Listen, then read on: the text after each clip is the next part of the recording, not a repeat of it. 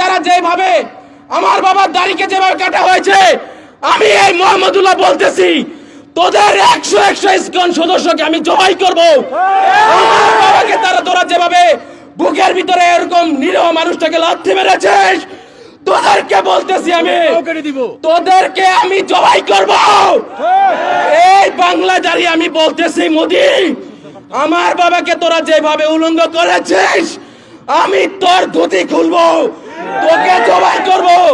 আমি মোহাম্মদুল্লাহ বলতেছি, আমার বাবাকে তোরা যেভাবে ভারত পাচার করার তারা করেছিস, তোদেরকে ভারতের ওই শিকড় থেকে পায়ে বেরি বেঁধে গাজওয়াতুল হিন্দের সৈনিক হিসেবে যে তোদেরকে নিয়ে আসবো ইনশাআল্লাহ। এই বাংলায় তোদেরকে জবাই করা হবে, এই বাংলায় তোদেরকে জবাই করবে ইনশাআল্লাহ তাআলা।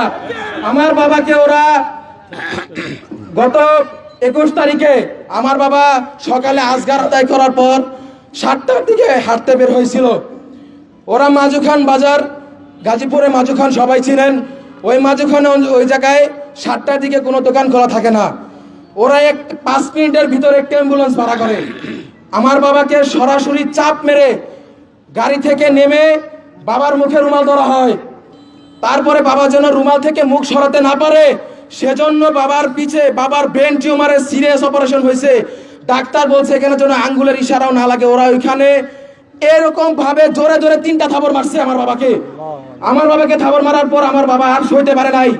উনি 9টা-17টা রোগে অসুস্থ মানুষ, ওনার বয়স 60 বছর। আপনারা বুঝতে পারতেছেন কিরকম মানুষ উনি। ওরা আমার বাবাকে বস্তার মতো করে গাড়িতে উঠাইছে। তারপরে ওরা আমার বাবা যেহেতু অচেতনের রুমাল চাপাতে হয়েছে, আমার বাবাকে ওরা লাত্তি ঘুষি উষ্ঠা ঝাঁস ঝাঁসে সব দেওয়া শুরু করছে ওই অ্যাম্বুলেন্সের ভিতরে। আমার বাবা কিছুক্ষণের ভিতরে অচেতন হয়ে গেছে, আর ওনার সেন্স নেই। গত 1.5 ঘন্টা পর যখন আমার বাবার সেন্স আসে, তখন আমার বাবা দেখেন ওনার চোখে কালো পট্টি বাঁধা, উনি এক চোখ শুধু এভাবে সরাইছিলেন। সরানোর দায়ে ওরা আবার আমার বাবাকে অ্যাটাক করছে। ওরা আমার বাবার পেটে মোট 27টা লাথি মারছে, এমন লাথি মারছে যেগুলো মানুষ সহ্য করতে পারে না। আমার বাবার ব্রেন টিউমার অপারেশন হয়েছে, ওইখানে ওরা 25টার মতো থাবর মারছে। আমার বাবাকে যেন ওরা নির্যাতন করতে পারে এরকম মনোভাব সৃষ্টি করার জন্য মদ গাঁজা জুয়া যা করা লাগে ওরা তা খেয়েছে। ওরা আমার বাবাকে এরকম করে মদের বোতল দিয়ে আমার বাবাকে পিটাইছে। তারপরে আমরা যখন এই মুফতি আতাউর রহমান বিক্রমপুরী হুজুরের সম্মানে শরণাপন্ন হই, আমরা যখন লাইভে যাই, বাংলাদেশ যখন উত্তাল হয়ে যায়, ওদের টনক নড়ে যায়। ওরা আমার বাবাকে তেতুলিয়া পঞ্চগড় হেলিপ্যাড নামক একটা জায়গায় উলঙ্গ অবস্থায় আমার বাবাকে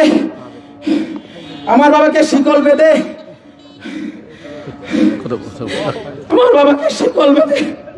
একজন মুসলিম আলেম আমার বাবাকে শিকল বেঁধে ওরা বলাৎকার করে।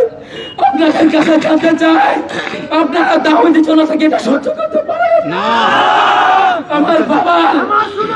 আমার বাবাকে যেন আমার বাবা এরকম ভাবে মজলুম হয়েছে, এটা তারা আপনারা শিক্ষা নেন। এরকম ভাবে অন্য কোন ওলামায়ে কেরাম আমার বাবা যেন এরকম না হয়। আমি ওনার ছোট ছেলে হিসেবে বলতে চাই, এই সরকারের কাছে এই দাবি নিয়ে করতেছি, অবিলম্বে বিলম্বে ইসকনকে এই বাংলাদেশ থেকে হটা।